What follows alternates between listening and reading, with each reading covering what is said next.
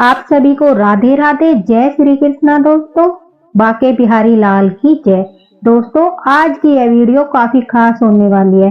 बाल गोपाल की लीला कथा के साथ साथ आप लोगों को काफी जानकारी इस वीडियो से मिलने वाली है, इसलिए अंत तक वीडियो को ध्यान से सुनना और अगर वीडियो पसंद आए तो एक लाइक जरूर करना। दोस्तों, हम सभी जानते हैं कि जब हम बाल गोपाल लड्डू गोपाल की सेवा करते हैं तो बाल गोपाल लड्डू गोपाल हमें हर परेशानी से, हर मुसीबत से बचाते हैं। अगर हमारे घर में बाल गोपाल जागृत होते हैं तो वह हमें पहले ही सभी चीजों का संकेत दे देते हैं।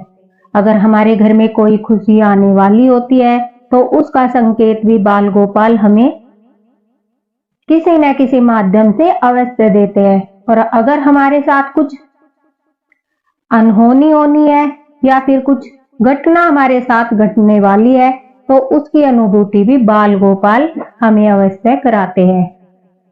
लेकिन चाहे सुख हो या फिर दुख हो, बाल गोपाल हर परिस्थिति में ठाकुर जी हमारे साथ रहते हैं, हमारी हिम्मत बनते हैं, हमें ऐसी एनर्जी देते हैं जिससे हम हर मुश्किल का सामना आसानी से कर लेते हैं। दोस्तों, आज की लीला कथा मेरठ में रहने वाली किरण जी ने हमारे साथ शेयर की है। किरण जी काफी समय से बाल गोपाल लड्डू गोपाल की सेवा कर रही है। उनको ठाकुर जी के प्रति श्रद्धा और अटूट विश्वास है। वह बड़े ही प्रेम से बाल गोपाल जी की सेवा करती है और बड़ी ही लगन से, हर विधि से, हर संभव कोशिश यह करती है कि वह बाल गोपाल लड्डू गोपाल की सेवा में कोई भी गलती न करे। हर एकादशी का फास्ट रखती है। एकादशी और द्वादशी के 2 दिन लगातार वह अपने घर में अखंड ज्योति जलाकर रखती है। और दोस्तों, एक बात आपको बता दूं, अगर हम ठाकुर जी की सेवा कर रहे हैं, एकादशी और द्वादशी 2 दिन अगर हम अखंड ज्योति जलाते हैं तो ऐसा करने से ठाकुर जी की विशेष कृपा जो है हमारे ऊपर होती है। वह रोज भोग लेने आए या न आए, लेकिन एकादशी के दिन अवश्य ही हमारे द्वारा भेंट किया प्रसाद ग्रहण करते हैं और अपनी दृष्टि भी हम पर डालते हैं। ठाकुर जी की सेवा के लिए वैसे तो सभी दिन विशेष है, लेकिन एकादशी और द्वादशी के दिन कहते हैं ठाकुर जी हर घर में विराजमान होते हैं। किरण जी कहती है कि जब से बाल गोपाल लड्डू गोपाल उनके घर में विराजित हुए, तभी से वह एकादशी का व्रत करती है। एकादशी के दिन और द्वादशी के दिन दोनों दिन वह अपने घर में अखंड ज्योति जलाती है, फास्ट रखती है और पूरी विधि से ठाकुर जी की आराधना करती है। घर में कुछ भी अच्छा हो ना हो या फिर कोई संकट आने वाला हो तो बाल गोपाल उन्हें पहले ही संकेत कर देते हैं, किसी न किसी प्रकार से किरण जी को अनुभूति करा देते हैं। वह कहती है कि कुछ समय पहले एक दिन वह ठाकुर जी को स्नान करा रही थी। स्नान कराने के बाद श्रृंगार किया और जैसे ही भोग लगाने के लिए चली तो किरण जी जो भोग की थाली हाथ में लिए थी, उनके हाथ से वह थाली नीचे गिर जाती है। उन्हें लगता है कि शायद ठाकुर जी नाराज है, उनसे पूजा में कोई गलती हो गई है, जिस कारण से उन्होंने भोग स्वीकार नहीं किया और थाली को गिरा दिया। उनका मन दुखी भी होता है कि पता नहीं आज पूजा में कौन सी गलती हो गई, इस तरह से ठाकुर जी के भोग की थाली नीचे गिर गई। किरण जी कहती है कि सच्चाई जानकर आप भी हैरान हो जाओगे। जब मैं दोबारा से ठाकुर जी के लिए थाली लगाने गई तो मैंने देखा मेरी सासू माँ सोफे पर बेसुध पड़ी थी। मैं तुरंत ही अपने हस्बैंड को कॉल करके वापस बुलाती हूँ, क्योंकि वह ऑफिस के लिए निकल चुके थे और उन्हें हॉस्पिटल लेकर हम तुरंत ही जाते हैं। वहां जाकर हमें पता चला कि अचानक से उनका ब्लड प्रेशर लो हो गया था। मुझे पूजा में बैठने के बाद काफी समय लग जाता है। अगर बाल गोपाल थाली नहीं गिराते तो मैं बाहर नहीं जाती और माँ जी को नहीं देख पाती, जिस कारण हम हमेशा के लिए उन्हें खो देते। किरण जी कहती है, इसी प्रकार दूसरी बार भी ऐसी घटना घटी जब एक दिन मैं बाल गोपाल जी को विश्राम कराकर खुद रात को विश्राम करने के लिए चली गई। तभी अचानक से मेरे सपने में एक छोटा सा प्यारा सा बच्चा दिखाई देता है। मोर मुकुट पहने, हाथों में बांसुरी लिए, गले में कंठी पहने हमारे आंगन में झूला झूल रहा है और मैं बड़े प्रेम से उनको देख रही हूँ। सुबह होते ही मुझे लगा कि आज अवश्य ही कोई न कोई शुभ समाचार मिलने वाला है। बाल गोपाल ने सपने में दर्शन दिए और वह झूला झूल रहे हैं। यह एक शुभ संकेत है। उसी दिन दोपहर के समय मेरे हस्बैंड का कॉल आता है। उनका प्रमोशन हो गया था। किरण जी कहती है कि कुछ भी अच्छा होता है तो बाल गोपाल पहले ही संकेत कर देते हैं और यह हमारा सौभाग्य है कि होने वाली किसी भी घटना के बारे में हमें पहले ही पता चल जाता है। घर में कुछ भी अच्छा होता है तो उसका श्रेय वह ठाकुर जी को देती है कि मेरे ठाकुर जी की वजह से हमारा यह कार्य संपूर्ण हुआ है।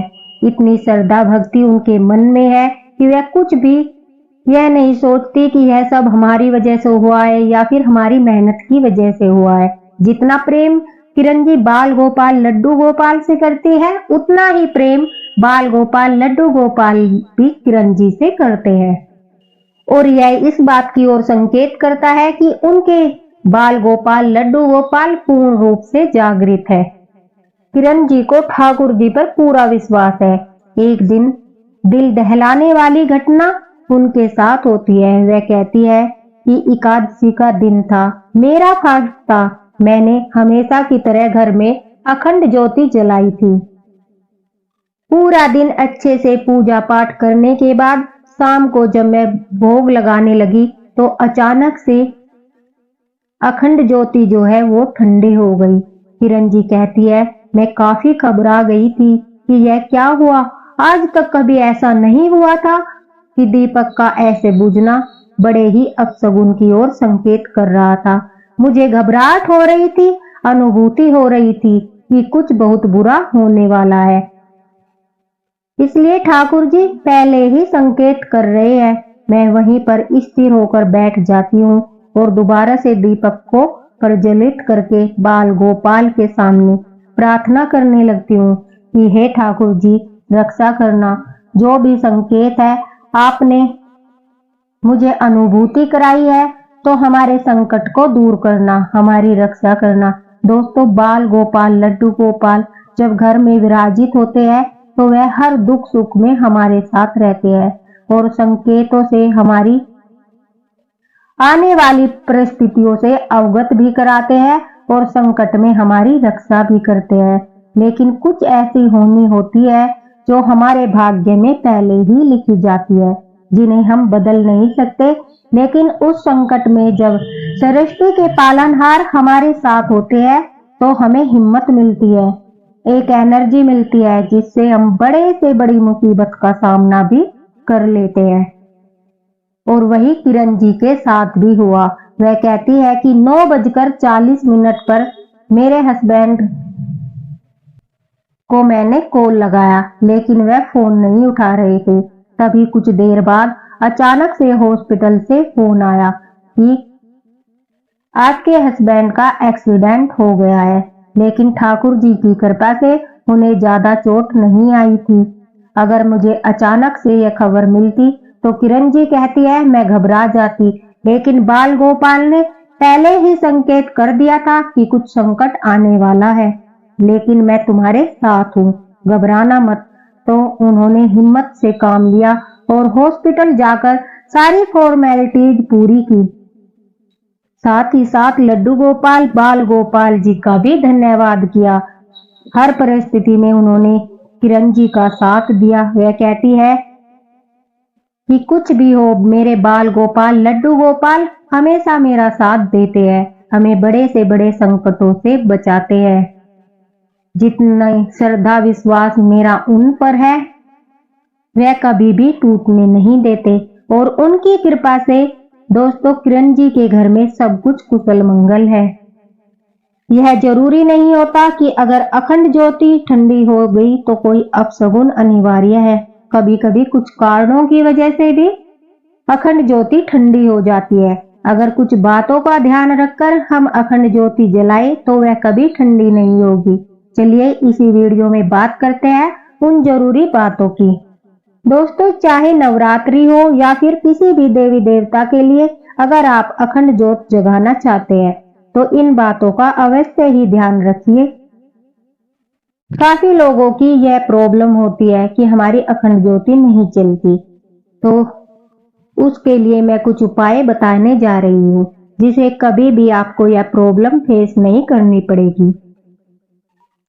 अक्सर जिस दीपक में आप अखंड ज्योति जला रहे हैं उस दीपक का साइज ध्यान रखना चाहिए।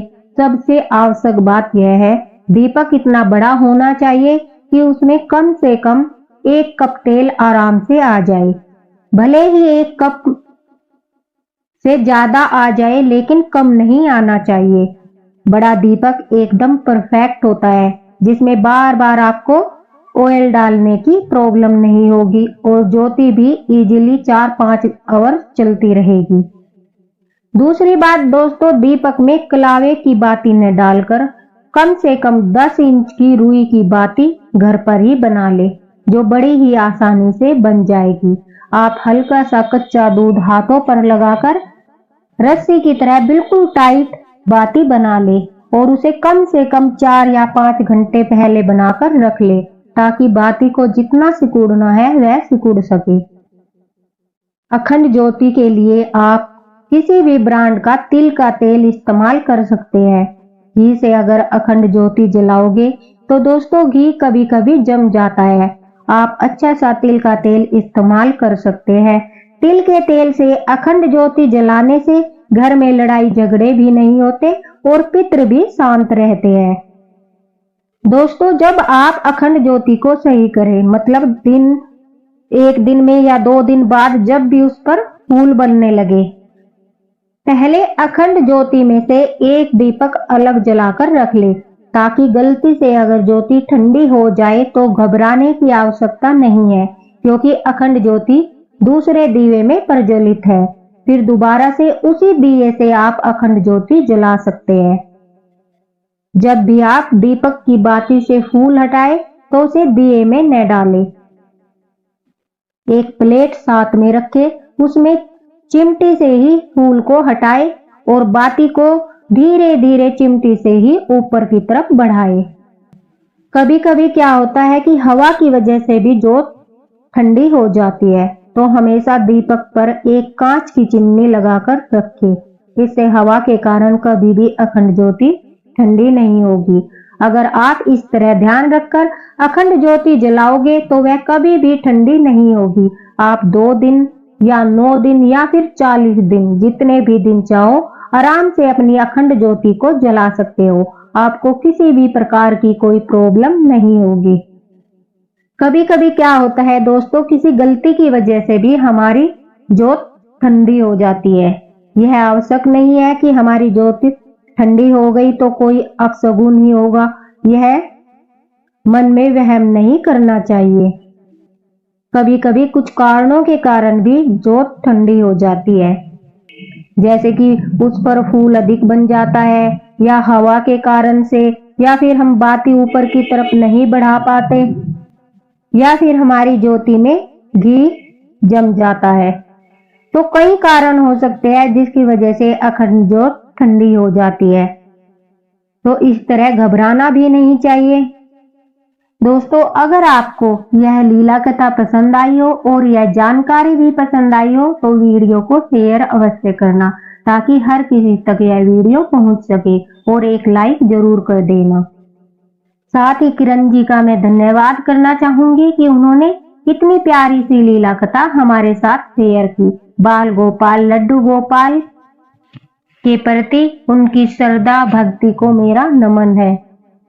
और जिस तरह हर परिस्थिति में बाल गोपाल लड्डू गोपाल किरण जी के साथ रहते हैं, मैं उनसे प्रार्थना करूंगी कि हर परिस्थिति में वह आपके साथ भी रहे, कभी आप पर कोई संकट न आए, आपके घर में हमेशा खुशियां बनी रहे, बाल गोपाल जी का साथ बना रहे। इसी के साथ राधे राधे।